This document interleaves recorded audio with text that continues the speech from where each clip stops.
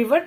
आज आपण इथे 11चा जर्नल एंट्रीज हा आपण पार्ट इथे कव्हर करणार आहोत. तर याआधी आपण golden rules of journal entries हा पार्ट आपण बघितलेला आहे. त्यामध्ये आपण पर्सनल अकाउंट असल्यानंतर कशाला डेबिट द्यायचं आणि कधी क्रेडिट द्यायचं, त्याच्यानंतर आपण नॉमिनल अकाउंट असेल तर नॉमिनल अकाउंटमध्ये क्रेडिट कधी द्यायचं, डेबिट कधी द्यायचं आणि रिअल अकाउंटमध्ये डेबिट आणि क्रेडिट कधी कधी द्यायचं हे आपण याआधी बघितलेलं आहे. आणि आता आपण डायरेक्टली जर्नल एंट्रीज कशा करायच्या ते आपण इथे बघणार आहोत. फर्स्ट आता जर्नल एंट्रीजचे दोन पार्ट पडतात, दोन टाइप्स पडतात. फर्स्ट इज सिंपल एंट्री आणि second is combined entry. Simple entry म्हणजे ज्या एंट्रीमध्ये एकच ट्रान्झॅक्शन होतं त्याला आपण सिंपल एंट्री म्हणतो. आणि कंबाइंड एंट्रीमध्ये 2-3 ट्रान्झॅक्शन होतात. मग प्रत्येक एंट्री वेगवेगळी करण्यापेक्षा तिथे आपण एकच त्या तिन्ही ट्रान्झॅक्शनचे आपण एकाच व्यक्तीला जर आपण 2-3 वस्तू दिलेल्या असतील तर 3 एंट्री करण्याऐवजी आपण त्या वस्तू दिलेल्या आहेत, त्या आपल्याकडून गेलेल्या आहेत, त्यांना आपण क्रेडिट देणार आणि ज्याला मिळालेले आहेत त्या व्यक्तीला आपण डेबिट देणार. असं आपण एकच इथे कंबाइंड एंट्री करणार आहोत. आणि जे स्टुडंट नवीन आहेत त्यांनी प्लीज चॅनलला लाईक करा, शेअर करा आणि सबस्क्राईब करा. आणि आता इथं आपण एक प्रॉब्लेम बघणार आहोत. Started business with cash ₹1 lakh, stock of goods worth ₹50,000 and computer ₹50,000. Purchased goods from Karina on credit ₹10,000 at 5% trade discount. Next is sold goods to Preeti ₹30,000 at 10% trade discount. Paid into Bank of Maharashtra ₹50,000. Goods worth ₹4,000 lost by theft. Paid for tax ₹2,000. Received cash for ₹16,500 from Preeti in full settlement of her account. आणि last is paid for books purchased ₹6,000. असं आपण इथे एक basic problem घेतलेला आहे आणि तो आता आपण त्याच्या जर्नल एंट्रीज आपण कशा करायच्या ते आपण इथे बघणार आहोत. तर फर्स्ट इज बघा, स्टार्टेड बिझनेस. आणि बऱ्याच स्टुडंटना आपण इथे नॅरेशन कसं लिहायचं हे सुद्धा प्रश्न पडतो की एंट्रीज करतात पण नॅरेशन काय लिहायचं हा त्यांना खूप मोठा प्रश्न पडतो. तर तेही तुम्हाला इथे मी एक्सप्लेन करणार आहे की तुम्ही नॅरेशन काय लिहायचं आणि कसं लिहायचं ते. आता फर्स्ट बघा, इथे तुम्ही असा फॉर्मॅट ड्रॉ करून घ्या. डेट येणार फर्स्ट, नेक्स्ट पर्टिक्युलर,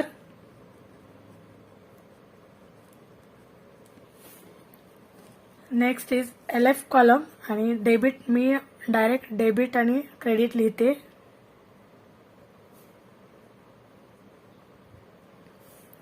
ओके, तर LF पण छोटासा कॉलम.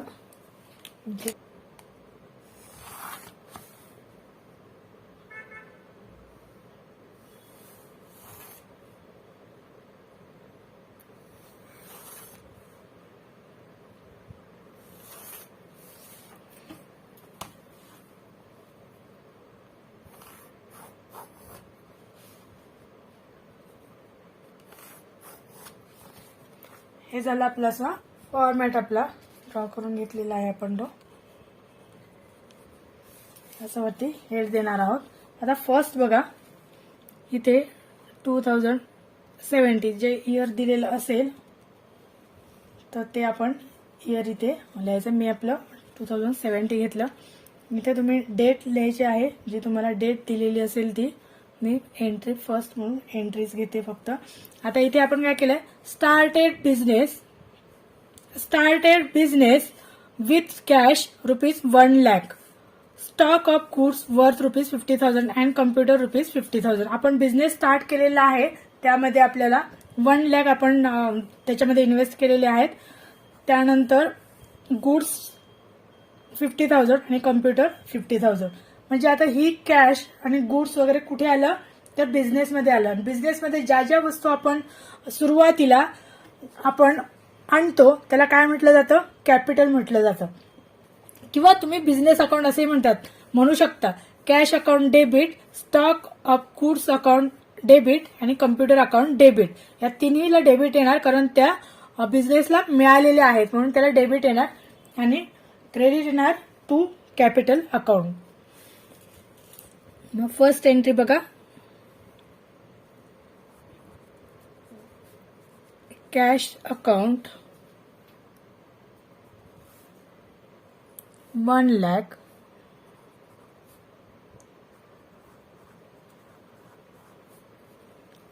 स्टॉक ऑफ गुड्स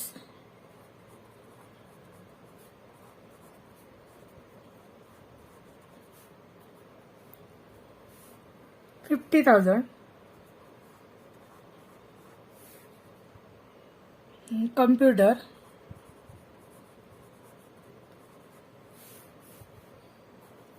इथे सुद्धा डेबिट येणार, इथे डेबिट येणार 50,000.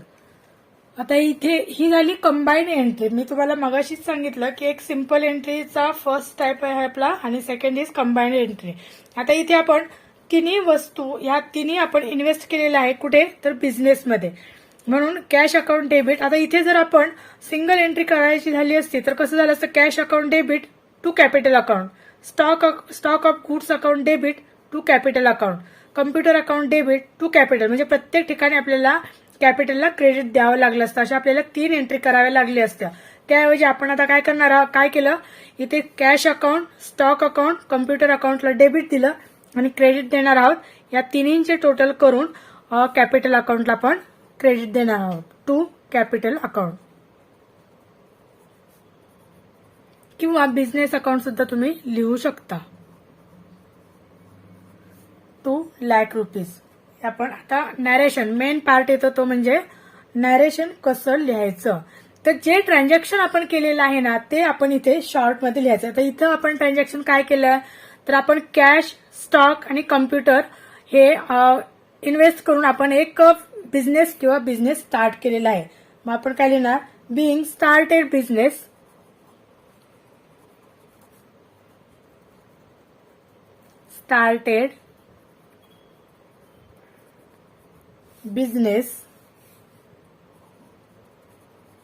with cash,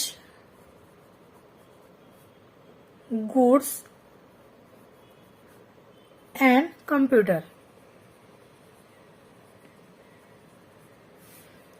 जे आपण बिझनेसमध्ये जे जे टाकलं ते आपण इथे फक्त लिहिलेलं आहे, पण ते शॉर्ट मध्ये लिहिलेलं आहे.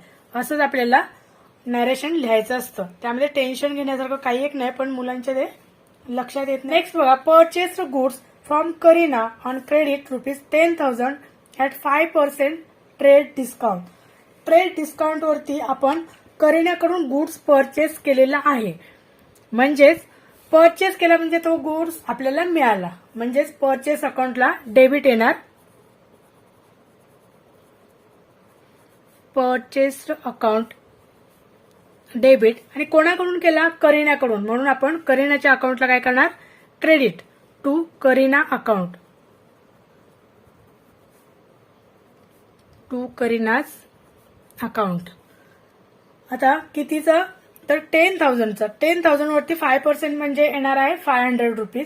मग ₹500चा डिस्काउंट आपल्याला मिळालेला आहे परचेस केल्यानंतर, म्हणून इथे काय होणार आहे 9,500 एवढीच अमाऊंट येणार आहे.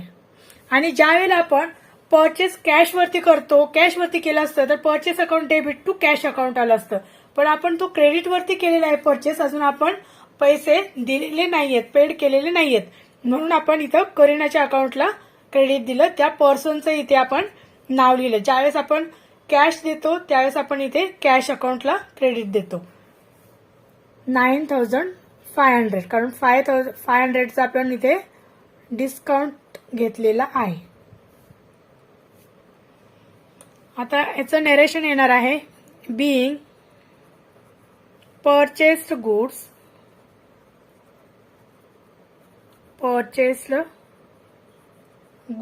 फ्रॉम करीना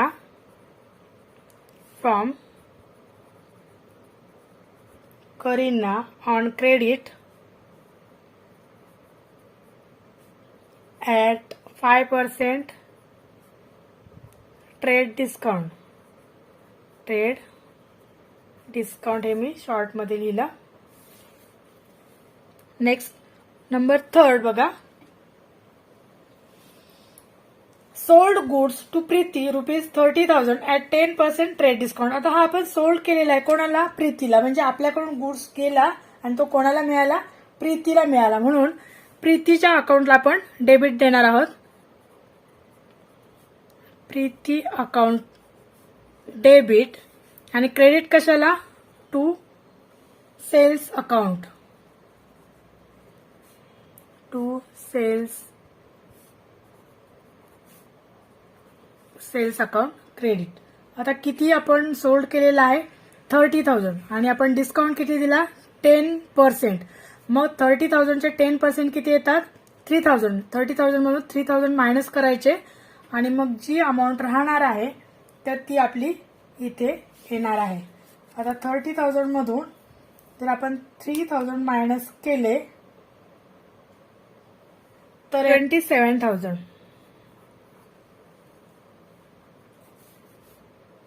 27,000 एवढी अमाऊंट इथे येणार आहे. आता याचं नॅरेशन काय येणार आहे?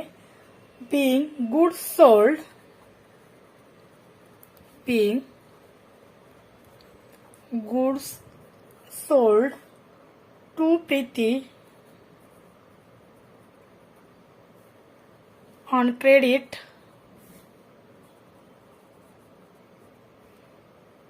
at 10%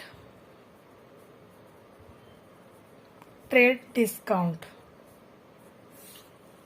म्हणजे आपण ट्रान्झॅक्शन जे केलं, आपण गुड सोल्ड केला म्हणून बीइंग गुड सोल्ड. आणि तो कसा सोल्ड केलेला आहे? तर 10%च्या डिस्काउंटवरती, म्हणून इथे 10% डिस्काउंट असं लिहिलं. जे आपण व्यवहार करतो तोच आपल्याला नॅरेशन मध्ये लिहायचा असतो, एक्सप्लेन करायचा असतो इन शॉर्ट मध्ये. Paid into bank of Maharashtra ₹50,000. मग आता इथे आपण पेड केलेले आहेत कुठे? बँक ऑफ महाराष्ट्रामध्ये. आपल्याकडून कॅश गेलेली आहे आणि ती कोणाला मिळाली? बँक ऑफ महाराष्ट्राला. म्हणून बँक ऑफ महाराष्ट्र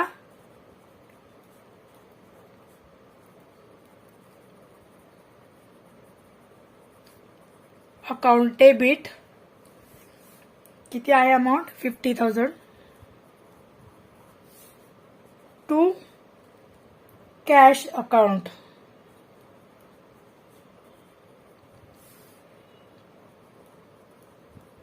$50,000. या याच्यामध्ये तुम्ही इथे डॅश करू शकता. आता हे शॉर्ट मध्ये काय लिहिणार आहोत आपण? Being cash deposited into being cash deposited into Bank of Maharashtra. आता नंबर 5th. नंबर 5th आहे goods worth ₹4,000 lost by theft. आता 4,000 रुपीजचा गुड्स हा लॉस झालेला आहे किंवा चोरीला गेलेला आहे. मग आता आपल्याकडून गुड्स गेलेला आहे, तो कोणाला मिळाला? चोराला मिळाला, थेफ्टला मिळाला. म्हणून loss by theft account debit to goods lost account. Goods lost account. आणि तो किती आहे? ₹4,000. ते सुद्धा 4,000 येणार आहे. आणि आता नॅरेशन येणार आहे being goods lost by theft. Being goods lost by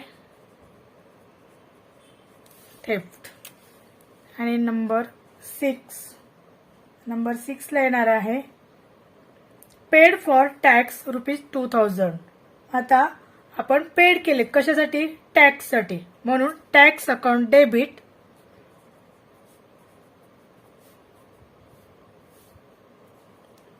₹2,000. आणि आपल्याकडून अमाऊंट गेलेली आहे म्हणून आपण कॅश अकाउंटला क्रेडिट देणार. To cash 2,000. being paid for tax, being paid for tax.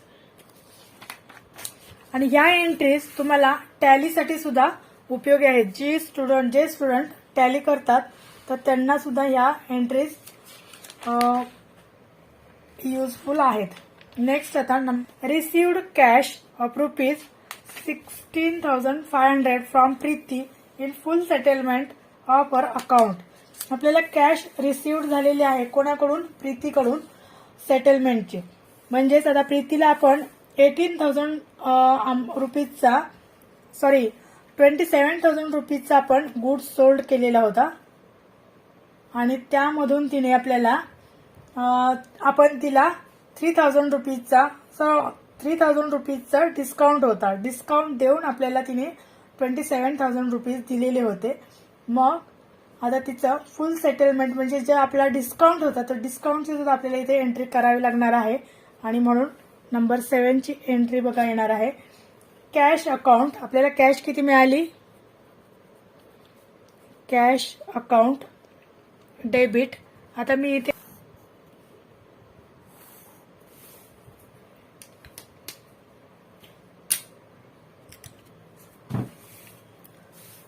Cash account debit म्हणजे कॅश आपल्याला किती मिळाली होती? 27,000. 27,000 यस बरोबर करेक्ट. आणि डिस्काउंट किती होता? डिस्काउंट अकाउंट डेबिट येणार. डिस्काउंट होता 500 रुपीज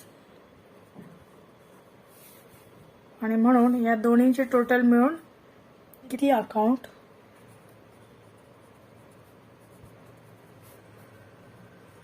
26,500 आणि हे मिळून झाले आपले 27,000.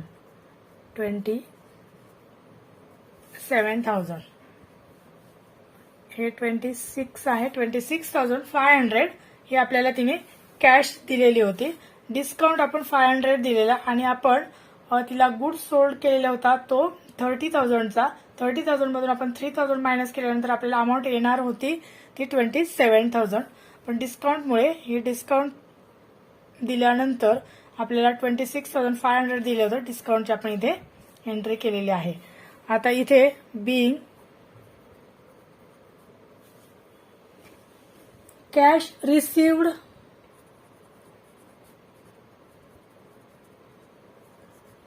रिसिव्ड फ्रॉम प्रीती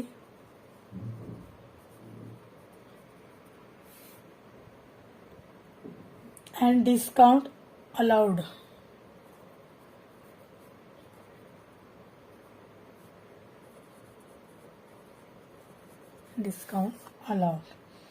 आता लास्ट एंट्री बघा काय आहे? Paid for books purchased ₹6,000. आता बुक्स परचेस करण्यासाठी आपण 6,000 रुपीज दिलेले आहेत. म्हणजेच आता कोणाला बुक्स अकाउंट डेबिट आपल्याला बुक्स मिळाली कारण बुक्स परचेस केली ना आपण म्हणून बुक्स अकाउंटला डेबिट देणार आपण to cash account. Cash account credit. आता इथे अमाऊंट आहे 6,000. इथे 6,000 being paid for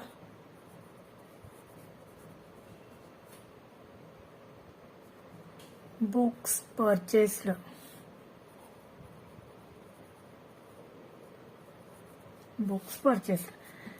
आता इथे आपल्या एंट्रीज कंप्लीट झालेल्या आहेत आणि आय थिंक तुमच्या लक्षात आलं असेल की जर्नल एंट्रीज हे आपण कशा करायच्या असतात किंवा कशा केल्या पाहिजेत आणि त्याचं नॅरेशन मेन म्हणजे आपण कसं लिहायचं असतं ते. आता कोणतंही तुम्हाला ट्रान्झॅक्शन्स दिलं असेल तरी सुद्धा तुम्ही त्याच्या एंट्री ह्या अशाच पद्धतीने करू शकता. फक्त इथे काय की तुमच्या ज्या वस्तू आहेत त्या बदलतील, अमाऊंट चेंज होईल, पण काय मिळालेलं आहे आणि काय आपल्याकडून गेलेलं आहे हे तुम्ही लक्षात घ्यायचं आहे आणि त्याप्रमाणे ह्या एंट्रीज तयार करायच्या. अशा टाईपच्या जर्नल एंट्रीचा यानंतर आपण आता अशाच एंट्रीजचं लेजर पोस्टिंग सुद्धा आपण बघणार आहोत. ते आपण नेक्स्ट पार्टमध्ये बघूयात. Thank you so much. आणि पुन्हा एकदा सांगते मी, व्हिडिओला लाईक करा, शेअर करा आणि सबस्क्राईब करा आणि छान छान कमेंट्स करा. मोटिवेशन मिळतं आणि मग उत्साह येतो की बाबा मुलं बघतायत, लाईक करतायत, कमेंट्स करतायत, तर आपण आणखी असेच व्हिडिओ नॉलेजचे त्यांना दिले पाहिजेत किंवा त्यांना उपयोगी पडतील असे व्हिडिओज करायला हवं, असं एक उत्साह येतो. म्हणून प्लीज तुम्ही लाईक, शेअर आणि सबस्क्राईब करा. Thank you so much.